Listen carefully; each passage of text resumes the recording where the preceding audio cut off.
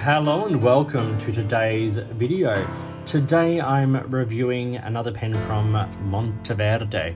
Now, this is a pen that was released last year to commemorate, in a way, the 80th anniversary of the end of the Second World War. It is named the Dakota, and it is designed to, be reminiscent of the Douglas C-47 Skytrain or Dakota plane that played an important role in the Second World War, and so they named this pen model and designed this pen model to be reminiscent of that. So it comes in it's got a nice cardboard sleeve over the box, the traditional sort of faux leather Monteverde pen box with Monteverde USA on the top there.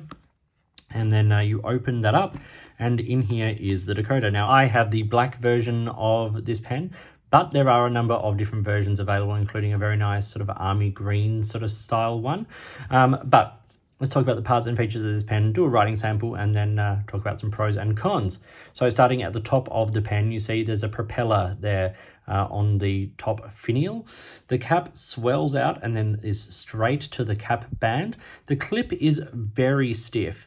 The pen, I should say, is also a lacquered stainless steel, and it's got sort of this like almost matte color or finish, but then with this sort of like glossy gunmetal finish for the trim. Little step down off the cap, the barrel continues along and then tapers to another gunmetal flat end. It is a snap cap, or a snap cap, which Monteverde call their slip-in cap system. So it's not like a traditional snap cap or threads or anything like that. It's just the way that the pen is engineered is that it sort of slips on very nicely and sort of stays locked on. It reveals more of the barrel, and then a little step down with another one of those little gunmetal rings, and then a section that tapers and then comes down to a number 5 steel Schmidt nib, and I have it here with a medium. And there is the plastic bead. It is a cartridge converter pen, and it is provided with a converter, which is great. And Monteverde takes standard international cartridges as well. Now, it is a smaller pen in this format, but it is designed to be a pocket pen. So when it's posted, you end up with a very good length pen. In fact, quite a long pen. I find the pen just comfortable enough to use unposted for a very short writing session, taking a couple of notes, doing a to-do list or a shopping list, something like that.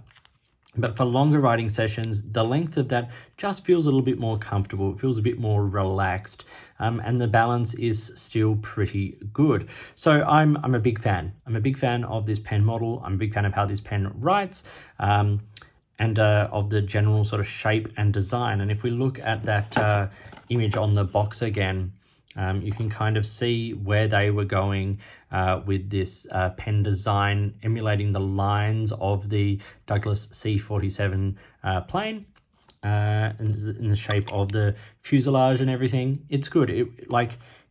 You can kind of see where they were going with that. Okay, let's do a size comparison, and we'll put it alongside the standard Lamy Safari, so we can see it alongside, standard pen. And the pen I wanted to show it alongside was the Pilot E95S. These are pens that function in a very similar way. Obviously, the Pilot has a gold nib and all of that kind of stuff, and different style of nib, but in terms of the long cap, sort of slip cap, and the general, dimensions and features, they're not dissimilar. Uncapped, it's longer there than the E95S, shorter than the Safari, but things you can see, like the capping point there. If we look at those just quickly up close, you'll see that it's a very similar capping point design. So the E95 and the Dakota having sort of similar features like that. Posted, the Monteverde Dakota comes in longer than the Pilot E95S. It's also much heavier, this being plastic and some metal, but the Dakota being mostly stainless steel, and then it is shorter there than the Lamy Safari. The number 5 nib being a comparable size to the Lamy nib, of course. Okay, let's talk about the specific dimensions here of the Monteverde Dakota. So it is 125 millimeters when it is capped, so not a huge pen. It's 120 when it is uncapped, and posted it's 157, which makes it, as I said, a very comfortable, very nice length pen in the hand. Around the grip section is about 8 millimeters in the middle there, and the widest point of the cap is about 11 millimeters, so it's good.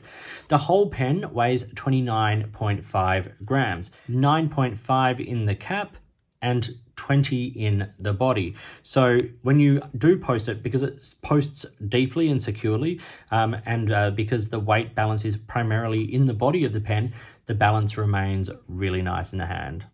Okay, let's do a writing sample now with the Monteverde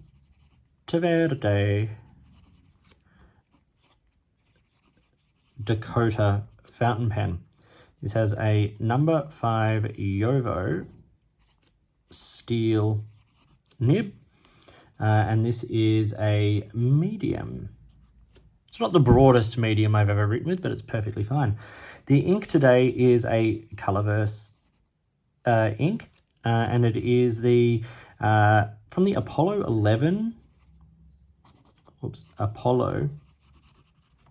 11 set, and this is One Small Step. This is a really nice sort of dark gray ink. I really enjoyed the ink, and I really enjoyed it in this pen. Let's do some writing.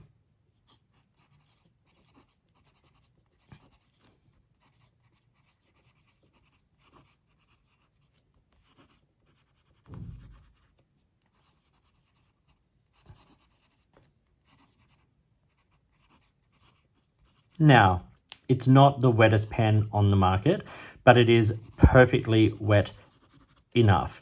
It allows for nice shading in this ink and all of that. Reverse writing, not overly doable. In fact, you can barely see it. Not a flex nib. You can, if you are very gentle, squeeze a little bit of line variation out of this nib, but I would be very, very careful in doing that. The quick writing.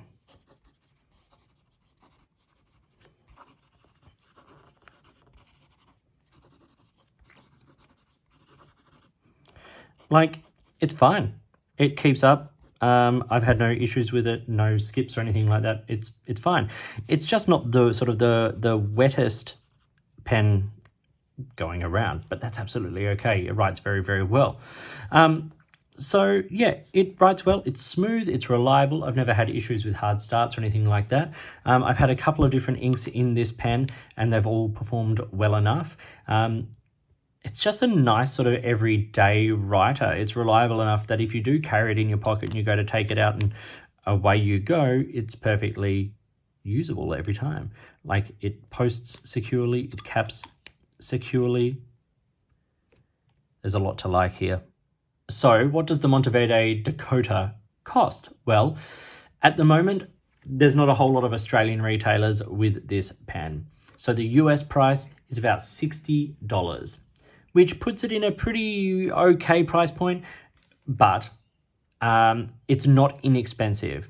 It's not inexpensive for a pocket pen. It is a metal pen with a steel nib, cartridge converter, but you can certainly do a lot worse, and I think you're getting a really good pen for the $60 price point.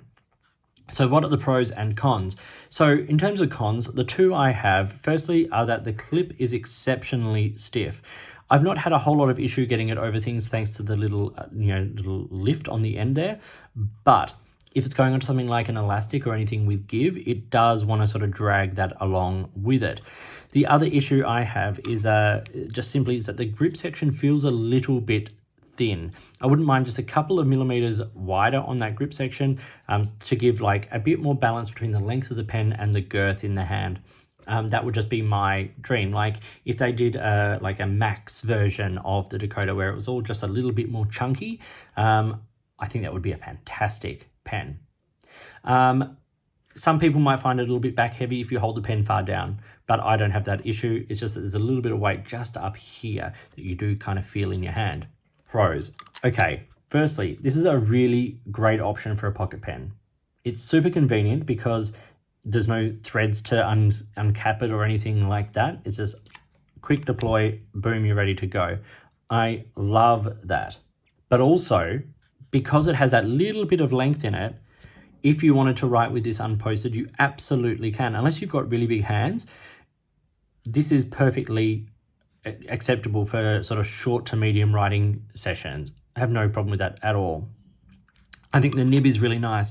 It's smooth, it's reliable, it does a lovely job. Not super wet, but then again, you know, not every pen needs to be an absolute gusher. I really love the design. I like the fact that they've tried to emulate something in the design of the pen and that you can kind of see where they're going with it. You can see the shape, you can see the lines, you can see them echoed in the pen's design, and that's really great. I love the fact that this pen comes with a converter. I have a standard international converter here, and you can see it is a shorter converter than a standard international Schmidt converter. So some thought has gone in to the design and manufacturing of the elements of this pen to allow this to be a pen that takes a converter, and you'd be able to use like the smaller Kaweco converters and things like that as well. But it comes with one, and it also takes standard international cartridges, which is great. I should have said also in the packaging, you get like your information book and all that kind of stuff, and a blue and a black standard international ink cartridge. So, you know, they've given you all the options there ready to go. I think it's got a really good, robust build quality.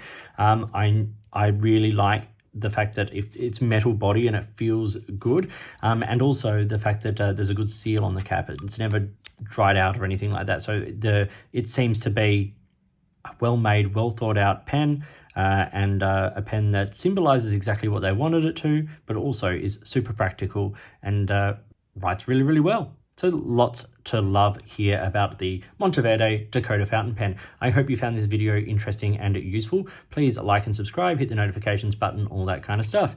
If you've got products you think I should be looking at, or if there's a way you'd like to support the channel, I would really love to hear from you. In the meantime, enjoy your pens, enjoy writing, and I'll talk to you soon.